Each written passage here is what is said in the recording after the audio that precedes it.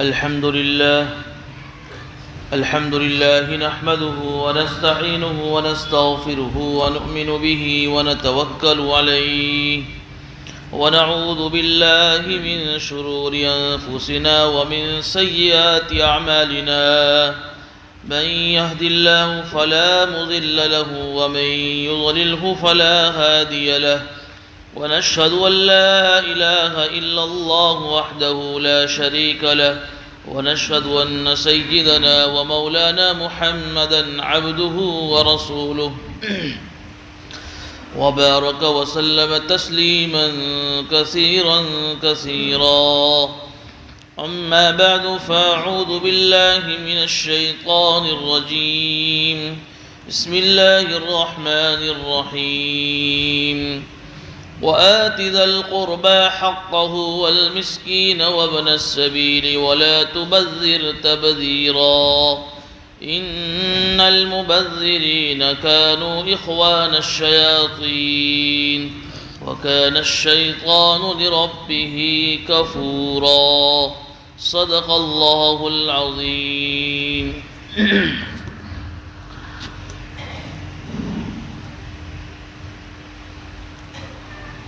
گزشتہ ہفتے اب حضرات کو بتایا تھا کہ سورہ بنی اسرائیل کے تیسرے اور چوتھے رکوع میں اللہ رب العزت نے اسلامی معاشرے کے لیے 15 قانون اور 15 اصول بیان فرمائے ہیں کہ جس معاشرے میں، جس سوسائٹی میں، جس سماج میں اگر یہ 15 اصول ہوں گے تو وہ معاشرہ، وہ سوسائٹی، وہ سماج اسلامی بنے گا۔ اور ان 15 اصولوں میں سے کسی ایک اصول میں تھوڑی سی بے پرواہی، غفلت ہوگی تو اس سماج میں، اس سوسائٹی میں، اس خاندان میں، اس معاشرے میں آپس میں ناچاکی، نا اتفاقی اور آپس میں جھگڑے شروع ہو جائیں گے۔ اس میں سب سے پہلا جو قانون اور جو اصول بیان کیا تھا وہ یہ ہے کہ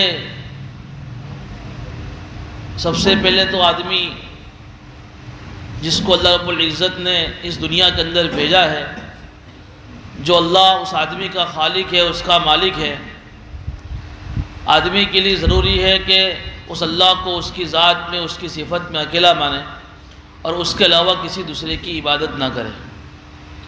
اور دوسرا اصول بیان فرمایا تھا بندوں کے تعلق سے کہ اللہ کے بعد دنیا کے اندر آدمی کے آنے کا جو ظاہری جو اسباب ہے وہ ماں باپ اور والدین ہیں۔ اس لیے اللہ رب العزت نے اپنے بعد نمبر 2 پر ماں باپ کے حقوق بیان فرمائے کہ جو ہمارے دنیا میں آنے کے ظاہری اسباب ہیں کہ ان کی خدمت کرو۔ جب وہ بڑھاپے کی عمر کو پہنچ جاوے، جس عمر کے اندر ان کا مزاج چڑچڑا ہو جاتا ہے، ان کے سواؤں میں، ان کے مزاج میں تھوڑی سی تیزی آ جاتی ہے اور بڑھاپے کے اندر وہ ایسے مطالبات اور ایسی خواہشیں کرتے ہیں جن کا پورا کرنا عام طور پر اپنے اولاد کے لیے مشکل اور ممکن نہیں ہوتا ہے۔ ایسے وقت میں، ایسے بڑھاپے کی حالت میں ان ماں باپ کو اف بھی مت کہو۔ اف کا مطلب بھی بتایا تھا کہ یہ تو عربی زبان کا لفظ اف ہے، ورنہ اف کا مطلب یہ ہے کہ ہر ایسی بات جس کے کہنے سے ماں باپ کے دل کو ٹھیس پہنچ جاوے، یہ اف کے اندر شامل ہے۔ ولا تنہرہما، اور ان کو جھڑکو مت۔ کوئی ایسا مطالبہ ہمارے سامنے رکھ دیا، کوئی ایسی بات ہمارے سامنے رکھ دی جس کو ہم پورا نہیں کر سکتے تو یہ نہیں کہ بھئی تم ان کو ڈانٹو اور ان کے شان میں ایسے الفاظ کہو کہ جس سے ان کے دل کو تکلیف پہنچے۔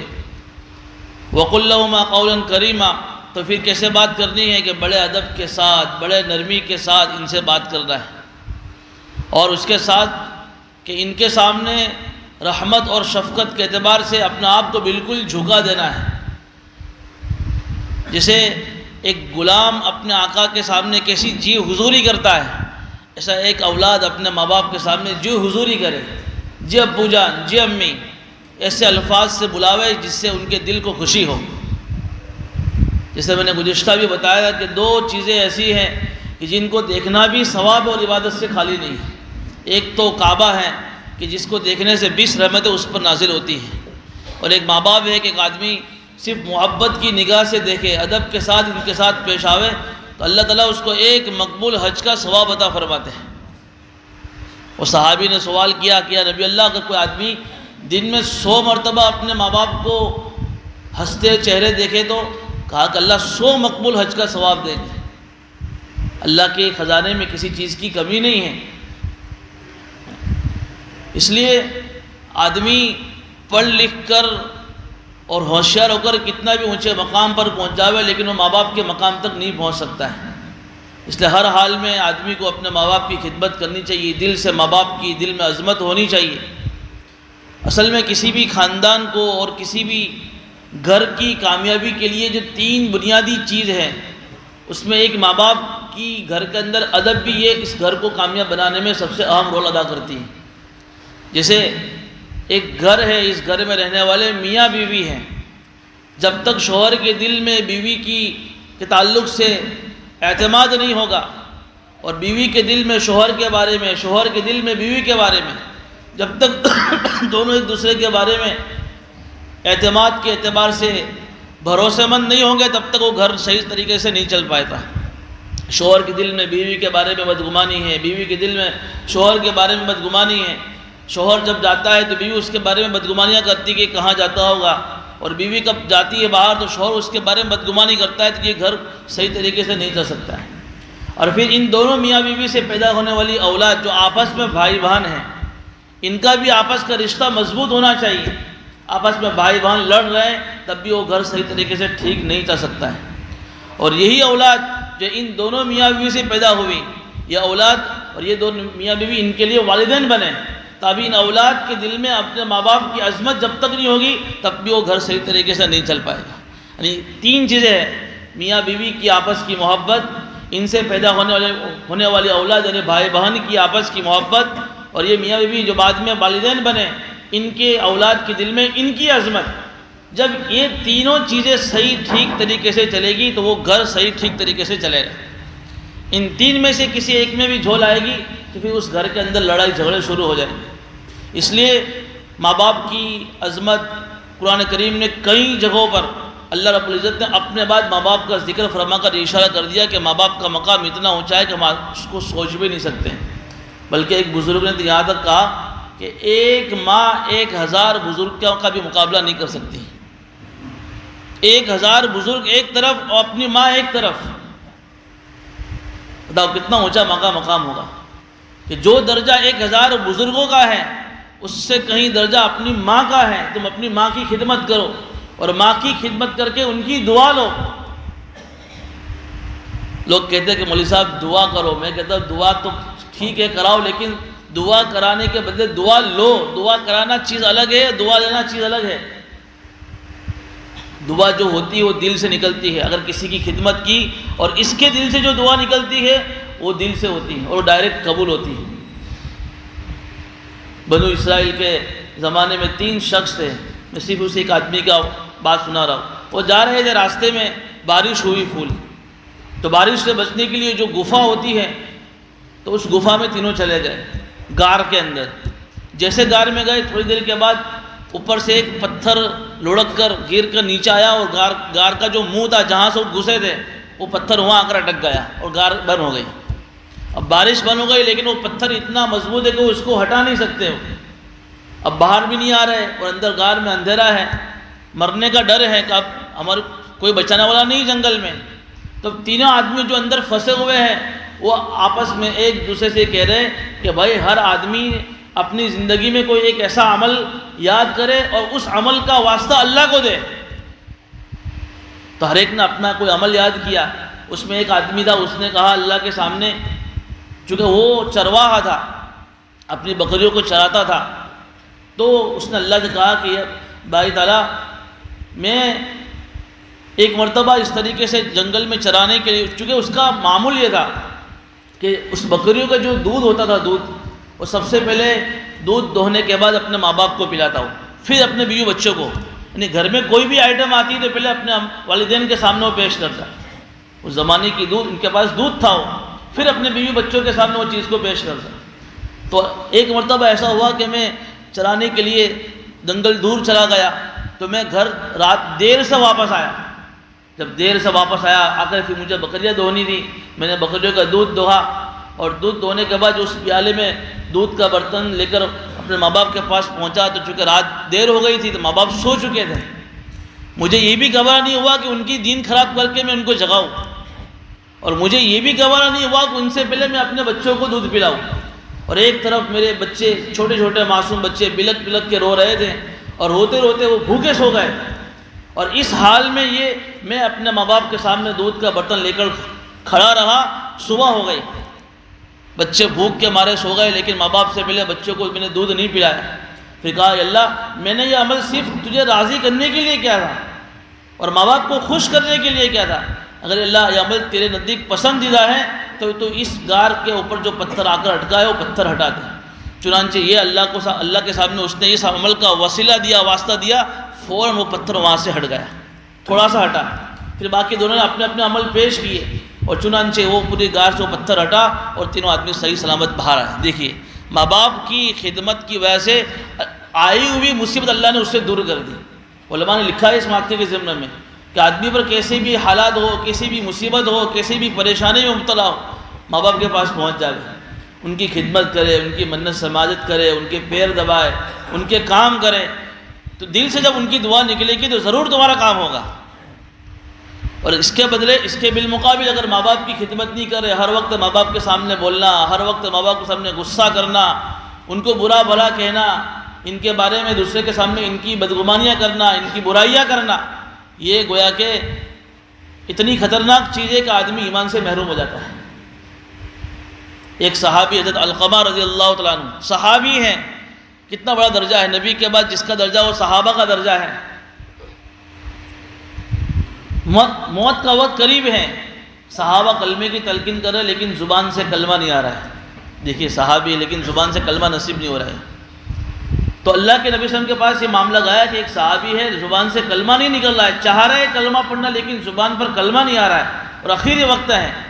تو اللہ نے پوچھا کہ تپاس کرو ان کی ماں باپ حیات ہے یہ، یا کوئی کہا کہ ان کے والد کا تو انتقال ہو گیا، ماں زندہ ہے، تو ماں کو بلاؤ۔ تو ماں سے پوچھا کہ اس بچے کا تیرے ساتھ کیا معاملہ تھا زندگی میں؟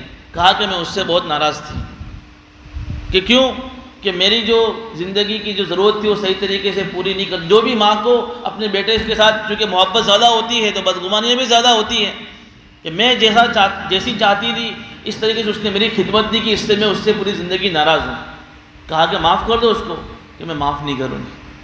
تو پھر اللہ کے نبی صلی اللہ علیہ وسلم نے کہا کہ صحابہ سے کہا کہ جب معاف نہیں کرنا ہے تو کوئی بات نہیں، کہا کہ اس کے لیے لکڑیاں لاؤ اور آگ جلاؤ اور اس کو اس میں ڈال دو صحابہ کو۔ تو کہا کہ کیوں؟ کہ دنیا کی آگ جہنم کی آگ سے بہتر ہے، کلمہ نصیب نہیں ہو رہا ہے، دنیا کے اندر ہی اس کو جلا دیتے ہم۔ کہا کہ تو میرا بیٹا ہے، ماں کیسی بھی ہو، بچہ سے ناراض ہو، لیکن جب بچے پر جو کوئی مصیبت آتی تو ماں اس کو برداشت نہیں کر سکتی۔ کہا کہ پھر تم معاف کر دو۔ کہا کہ میں اس کو معاف کرتی ہوں۔ جیسا معاف کیا اور ان کی زبان سے کلمہ ہوا نکلا اور وہ آدمی صحابہ کی روح پرواز ہو گئی۔ دیکھیے ماں کی دل میں اگر تکلیف ہے ذرا سی بھی ہمارے بارے میں، تو ہم دنیا میں کبھی سکسیس اور کامیاب نہیں ہو سکتے، چاہے ہم کسی اونچے مقام پر پہنچ جائیں۔ اس لیے قرآن کریم کی آیتیں دیکھیے کتنے سارے احکامات ہیں، اف مت کہو، جھڑکو مت، نرمی سے بات کرو، ان کے سامنے رحمت کے ساتھ جھک جاؤ، اور پھر آخر میں کہا کہ ہر وقت ان کے لیے دعا کرتے رہو، رب ارحمہما کما ربیانی صغیرا۔ اللہ جس طرح بچپن میں انہوں نے ہم کو پالا، اللہ تو زندگی پر اللہ تو ان پر رحم فرما، اور مرنے کے بعد اللہ تو ان کی پوری مغفرت فرما۔ تو یہ ماں باپ کے تعلق سے گزشتہ ہفتے یہ بات آئی تھی۔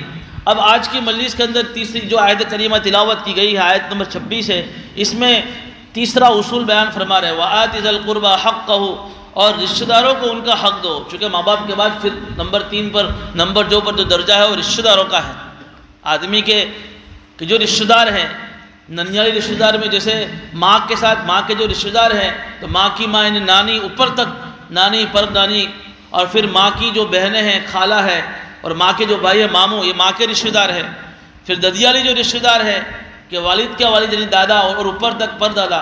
اور پھر والد کے بھائی یعنی چچا، اور والد کے جو ہے بہن یعنی پھوپھی، یہ سارے آدمی کے رشتہ دار ہیں یہ۔ چچا، چچا کے لڑکے، بھتیجے، ماموں کے لڑکے، چچا پھوپھی کے لڑکے، خالہ زاد، چچا زاد، ماموں زاد، یہ سارے کے سارے ہمارے رشتہ دار ہیں۔ دادا دادی، نانا نانی، ماموں مامی، سب یہ ہمارے رشتہ دار ہیں۔ کہا کہ تمہارے جتنے بھی رشتہ دار ہیں ان رشتہ داروں کو ان کا حق دو۔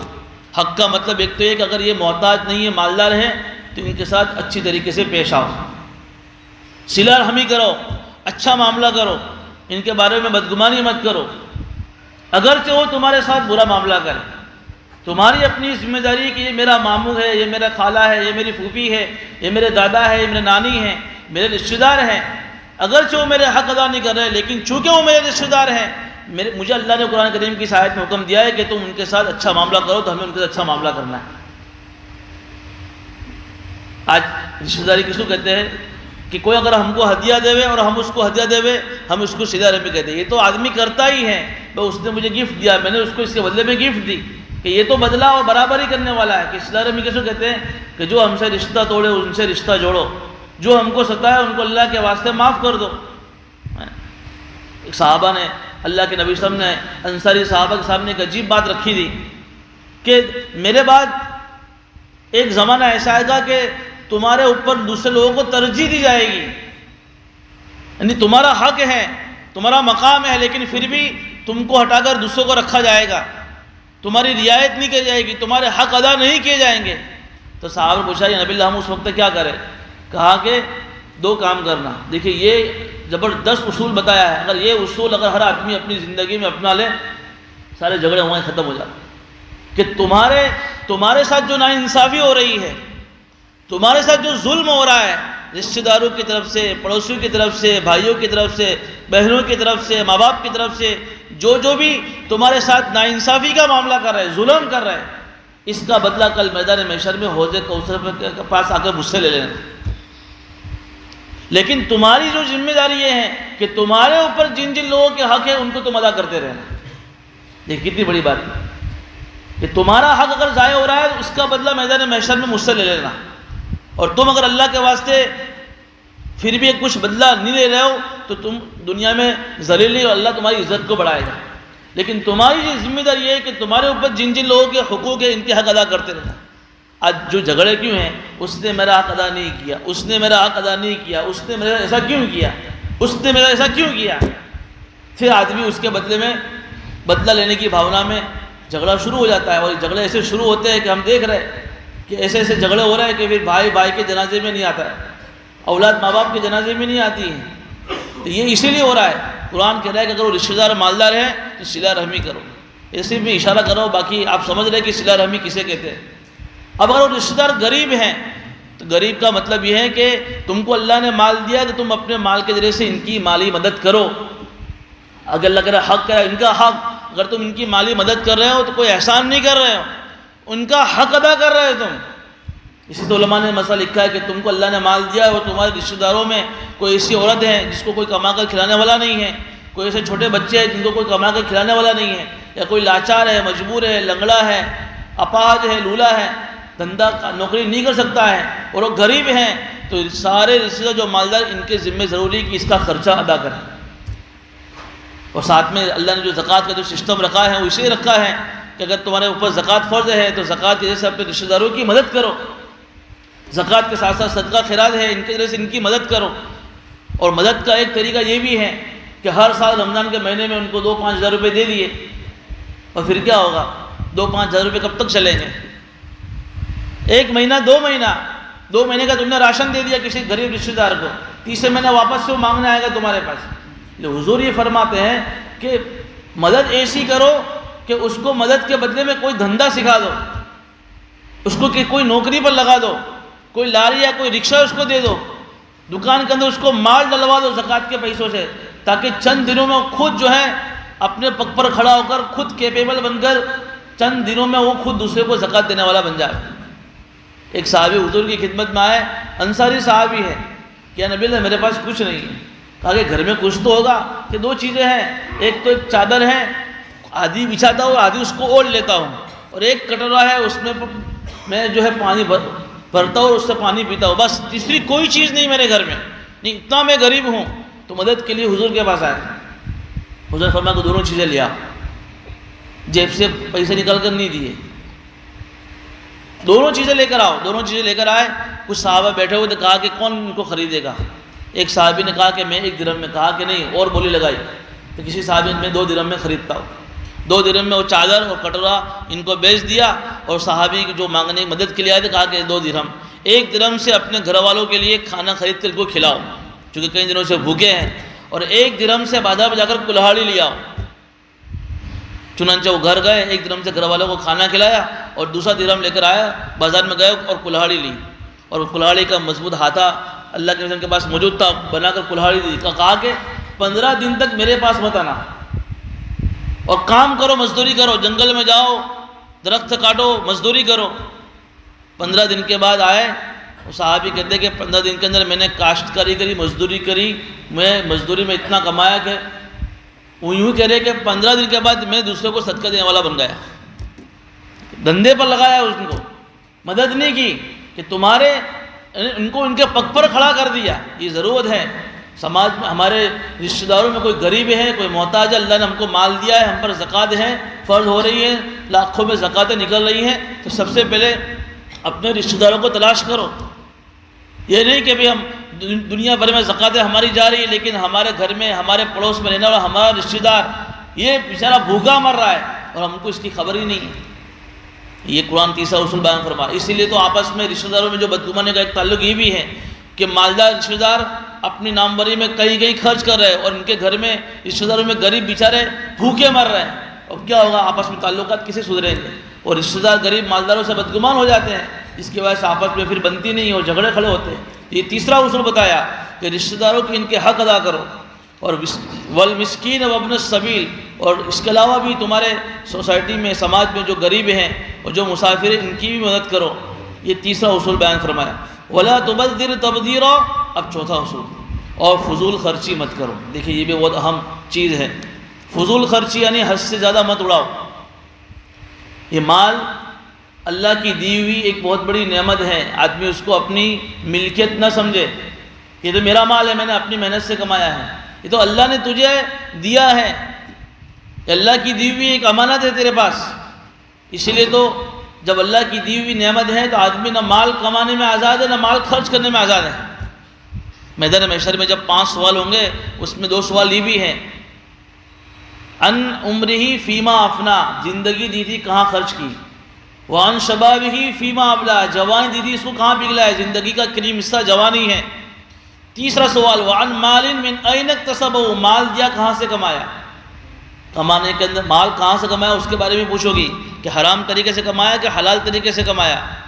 وفیما انفقہ، اور کہاں خرچ کیا اس کے بارے میں بھی سوال ہوگا۔ ایسا تو نہیں کہ مال دیا ہم نے اور خرچ کیا اپنی مرضی کے مطابق، اس کا بھی حساب دینا پڑے گا۔ مال اللہ کی دی ہوئی بہت بڑی نعمت ہے، زندگی کی ساری ضرورتیں مال سے ہی پوری ہوتی ہیں۔ اس لیے قرآن کریم نے جگہ پر مال کو قیام کا لفظ کہا، قیام یعنی زندگی کی ضرورت پوری کرنے کا بہت بڑا ذریعہ ہے۔ اور اسی آیت سے علماء نے یہ مسئلہ لکھا ہے کہ مال، حلال مال کما کر مال کو جمع کرنا، گھر میں رکھنا یہ جائز ہے۔ مال کوئی فی نفسی خراب چیز نہیں ہے، بلکہ حلال کما کر حلال مال کو گھر میں رکھنا اور اس سے ضرورتوں کو پورا کرنا، یہ اس آیت سے ثابت ہو رہا ہے۔ جس طرح جسم کی تندرستی کے لیے صاف ستھرا خون کی ضرورت ہے، جب تک صحت مند خون نہیں تو آدمی کا جسم تندرست نہیں ہوتا ہے، اس طرح زندگی کی گاڑی چلانے کے لیے حلال مال کا ہونا ضروری ہے۔ اس نے تو ہماری شریعت میں ملنگ بننے کو منع فرمایا کہ ملنگ بننے کی اجازت نہیں ہے، سماج چھوڑ کر چلے جاؤ، رشتہ داروں کو چھوڑ کر چلے جاؤ، گھر والوں کو چھوڑ کر جنگل میں چلے جاؤ اور ملنگ بن جاؤ، باپو بن جاؤ۔ شریعت نے منع کیا ہے، سماج میں رہو، سوسائٹی میں رہو، رشتہ داروں میں رہو، کاروبار میں رہو، ہر چیز میں رہو، لیکن ہر چیز میں رہتے ہوئے بھی مال کے حقوق کو ادا کرو، یہ اللہ کا حکم ہے۔ اسی لیے تو سفیان ثوری رحمۃ اللہ علیہ کے بارے میں آتا ہے، بہت بڑے اللہ والے گزرے ہیں، بڑے تابعی شاید، ان کو مال سے بڑی نفرت تھی، اتنی نفرت تھی کہ ایک مرتبہ ہارون رشید جو بہت بڑے بادشاہ گزرے، دیندار بادشاہ ہیں، وہ جب بادشاہ بنے تو انہوں نے بادشاہ بننے کی خوشی میں اپنے سارے دوستوں کی دعوت کی. ہارون رشید کے بہت بڑے دوست تھے، یہ بچپن کے دوست تھے، سفیان ثوری.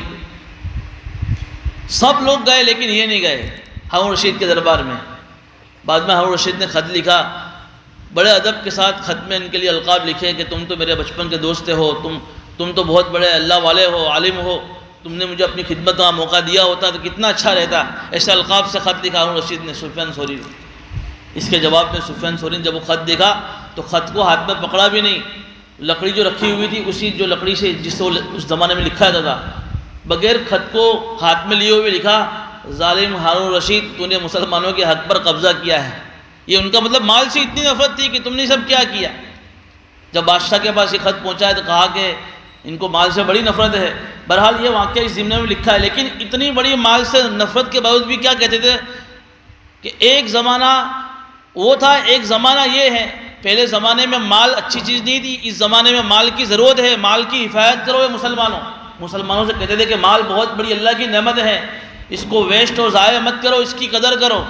اس لیے کہ پہلے زمانے میں مال چیز اچھی نہیں تھی. آج کے زمانے میں اگر کسی کے پاس مال نہیں ہوگا تو غریبی آدمی کو کفر تک پہنچا دے گی. ہم دیکھ رہے ہیں مثالیں، آدمی غریب ہے، فقیر ہے.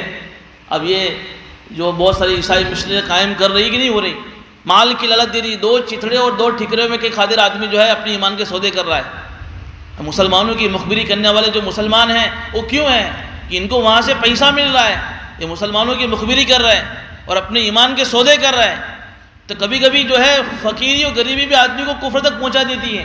اس لیے مال اللہ کی بہت بڑی نعمت ہے، اگر اللہ نے مال دیا ہے تو اس کی قدر کرنی چاہیے. اب اس کا مطلب یہ نہیں کہ جن کو مال نہیں ملا ہے وہ اللہ کے نزدیک پسندیدہ نہیں ہے، اور جن کو مال ملا وہ اللہ کے نزدیک بہت بڑے پسندیدہ ہے. مال معیار نہیں اللہ کی راضی ہونے کا اور ناراض ہونے کا، لیکن اللہ نے یہ اللہ کی ایک تقسیم ہے. امام بغوی نے آگے جو آیت آ رہی ہے اس آیت کے آخر میں ایک عجیب بات لکھی ہے کہ اللہ نے جو مال تقسیم کیا ہے دنیا میں، اس میں اللہ کی بہت بڑی حکمتیں ہیں، ہم نہیں اس کو سمجھ سکتے ہیں.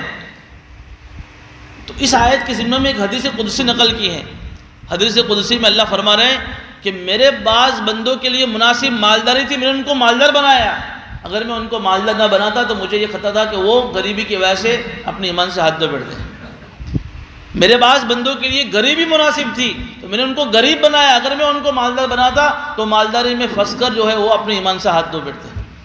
میرے بعض بندوں کے لیے تندرستی مناسب تھی اس لیے میں ان کو تندرستی دی، اگر میں ان کو بیمار کرتا تو وہ بیماری میں پھنس کر اپنے ایمان سے ہاتھ دھو بیٹھتے. میرے بعض بندوں کے لیے بیماری اچھی تھی، اگر میں ان کو تندرست بناتا تو وہ تندرستی میں پھنس کر اللہ کی اپنے ایمان سے ہاتھ دھو بیٹھتے. جس بندے کے لیے جو چیز مناسب تھی اللہ نے اس کو چیز دی ہے. اب ہر آدمی اپنے بارے میں دیکھ لے کہ اللہ نے میرے لیے جو مناسب سمجھا اللہ نے مجھے دیا ہے. مالدار بنایا تو مالداری میں اللہ نے شکر کا پیپر دیا ہے، تجھے غریب بنایا تو غریبی میں اللہ نے تجھے صبر کا پیپر دیا ہے.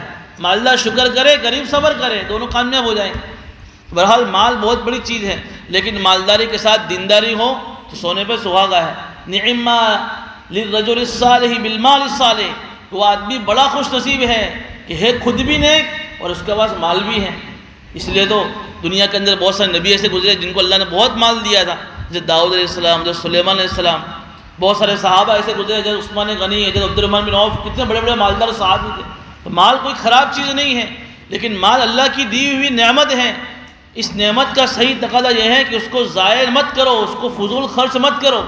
بلکہ علماء تو یہ کہتے ہیں کہ آئندہ زمانوں میں مال کی بھی بہت بڑی ضرورت پڑنے والی ہے. حالات جو مسلمانوں پر آ رہے ہیں، جہاں مسلمانوں کو اپنے جان کو، اپنے باڈی کو فٹنس رکھنے کی ضرورت ہے، طاقتور بنانے کی ضرورت ہے، وہاں مال کو بھی جمع کرنے کی، مال کی بھی ضرورت پڑے گی. مال کو بچا بچا کر رکھو، اس وقت مال تمہیں بہت کام آئے گا. اس سے تو ایک علامہ زمخشری نے اس آیت کے ضمن میں مال کو ایک ہتھیار کہا ہے. جس طرح ہتھیار کی جیسے آدمی اپنا ڈیفینس کرتا ہے، مال بھی ہتھیار ہے. دیکھیے کتنی بڑی نعمت ہے. اس لیے حضرت سفیان ثوری کہتے ہیں کہ حلال مال کے اندر گنجائش نہیں کہ اس کو ضرورت سے زیادہ آدمی خرچ کرے، فضول خرچی کرے. اب فضول خرچی 2 طرح کی ہوتی ہے. یہاں پر جو ایک لفظ ہے تبذیر، ایک لفظ آتا ہے اسراف. زندگی کی جو جائز ضرورتیں ہیں اس میں حد سے زیادہ خرچ کرنا، یہ ہے اسراف، یہ بھی منع ہے. جیسے مثال دو، میں آپ کو 2 دن آپ سمجھ جاؤں گے.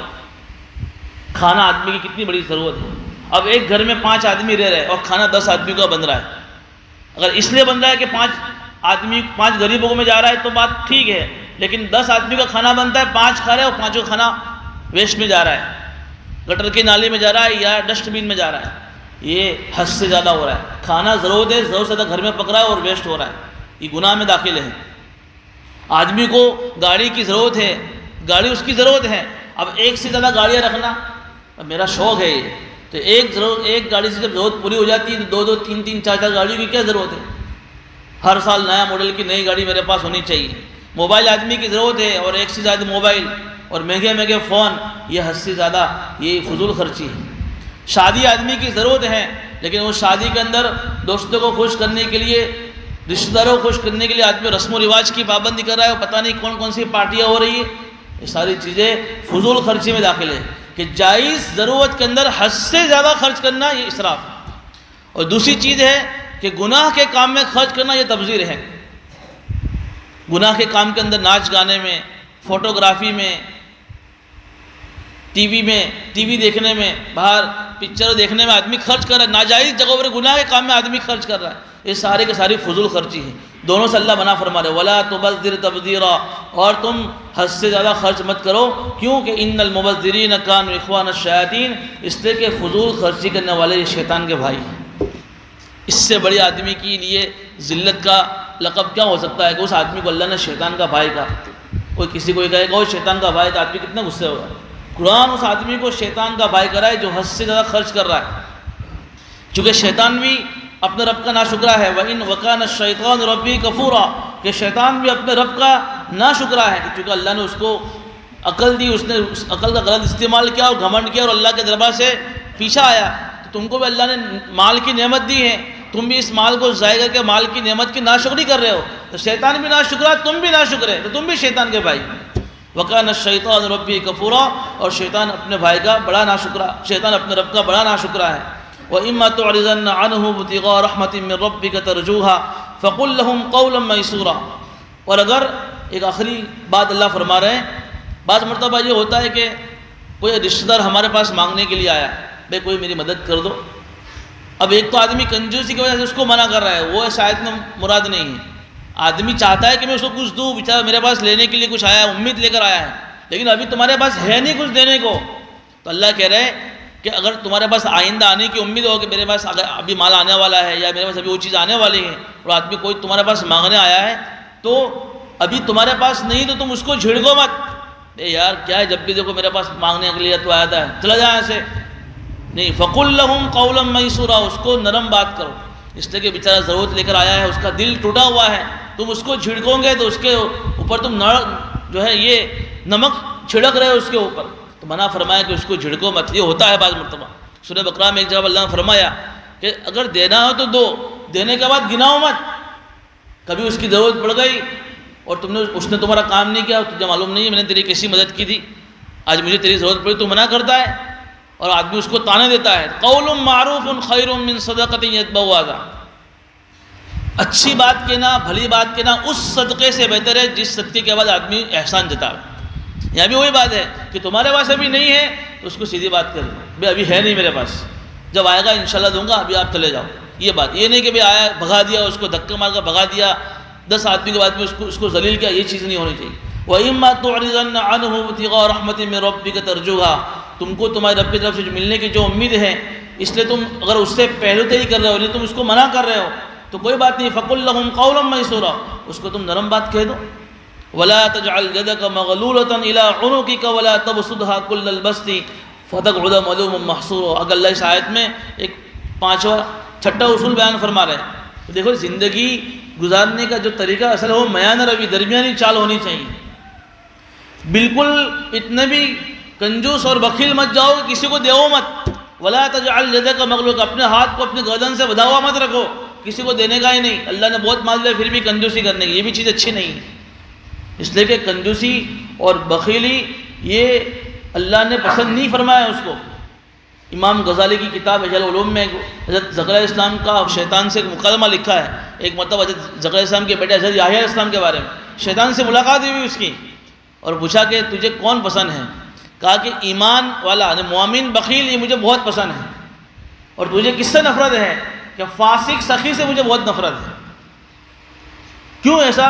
اس لیے کہ وہ اگرچہ ایمان والا ہے لیکن مجھے اس کا کوئی پرواہ نہیں۔ کیوں؟ کہ اس کی کنجوسی اس کو جو ہے کفر تک لے جائے گی۔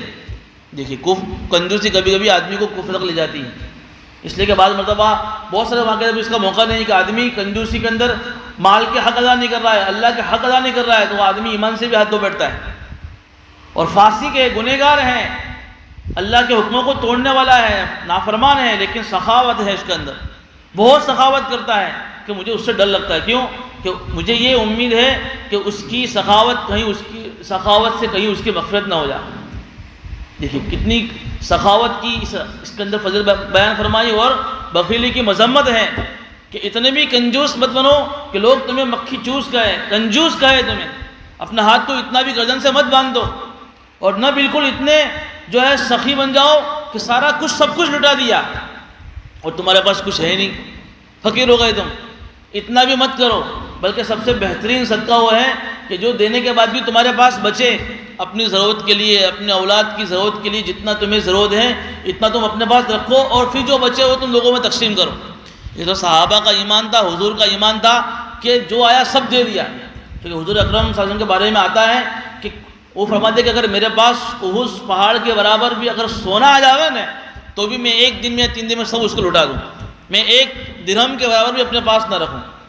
احد پہاڑ کتنا بڑا ہے، کتنے کلومیٹر پر ہے، وہ سونا، اس کے برابر سونا جو ہے میں سب کچھ تقسیم کر دوں۔ جب صدیق اکبر کے بارے میں سب کچھ لٹا دیا، تو یہ ان کے ایمان کے شائن شان ہے، چونکہ اللہ سے اتنا تعلق مضبوط تھا کہ سب کچھ دینے کے بعد اگر گھر میں پھانکے آئے تو پھانکے برداشت کیے، پیٹ پہ پتھر باندھے، کسی نے شکایت نہیں کی۔ پر ہمارا ایمان تو اس لیول کا ہے نہیں کہ آج سب دے دو اور صبح میں پھر دوسرے کے سامنے ہم کو ہاتھ پھیلانے پڑے، تو یہ نہیں، بلکہ جتنا ہمیں معلوم ہے کہ ہم کو اپنی زندگی میں کتنے مال کی ضرورت ہے، ہمارے بچے بڑے ہو رہے ہیں ان کو اپنے مال کی کتنی ضرورت ہے، تو اپنے بچوں کی ضرورت کا جو مال ہے وہ اپنے پاس رکھو۔ پھر جو تمہارے پاس ایکسٹرا مال ہے، کہا کہ یہ بہت ہے، یہ میرے زندگی میں کبھی کام آنے والا نہیں ہے، پھر اس کو لٹاؤ اور اس کی سخاوت کرو، تو پھر اس سخاوت کا فائدہ ہوگا، ورنہ پھر وہ سخاوت کچھ کام کی نہیں ہے۔ اس لیے زکوٰۃ کا جو نظام بھی اس لیے رکھا ہے کہ آدمی کے اندر سے مال کی بخیلی ختم ہو، اس لیے کہ زکوٰۃ تو دینی پڑے گی، فریضہ ہے۔ اللہ نے 100 میں سے 2.5% مانگے، 2.5 روپے دینے کے ہیں، پھر بھی آدمی اس میں بعد میں کنجوسی کرتا ہے، بوجھ پڑتا ہے۔ یہ اسی لیے کہ زبردستی جب بوجھ آدمی پر پڑے گا اور دے گا تو اس کے اندر سے بخیلی ختم ہوگی۔ زکوٰۃ کے 2 فائدے ہیں، ایک تو آدمی کے اندر سے کنجوسی ختم ہوگی اور دوسرے کا فائدہ ہوگا، زکوٰۃ کے نظام کے اندر یہ فائدہ ہے، اور سخاوت کا مزاج پیدا ہوگا، اور سخاوت سے کتنے بڑے بڑے فائدے ہوئے، کیسے کیسے اللہ والے دنیا میں گزرے ہیں۔ جب عبداللہ ابن عباس کے بارے میں آتا ہے کہ ایک مرتبہ مدینہ میں کسی نے ہوا چلائی کہ چلو عبداللہ ابن عباس کے وہاں تو آج کھانے کی دعوت ہے۔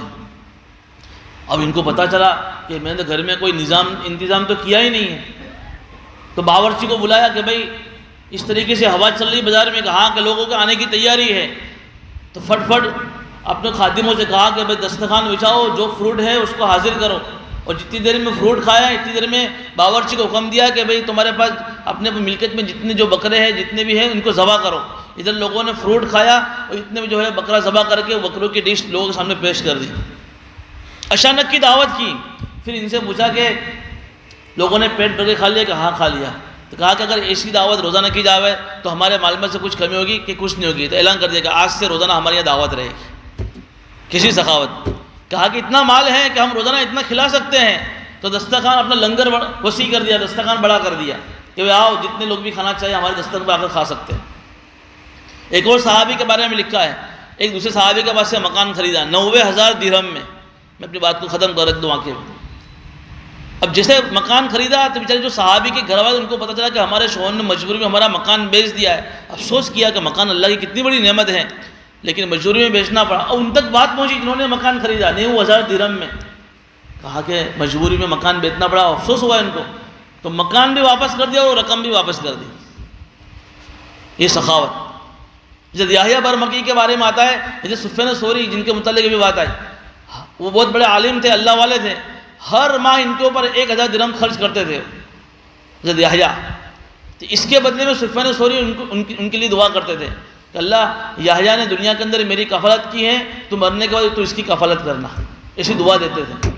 جب یحییٰ کا انتقال ہوا تو لوگوں نے خواب دیکھا کہ کیا گزری، کہ سفیان ثوری کی دعا کی وجہ سے اللہ نے میری مغفرت کر دی۔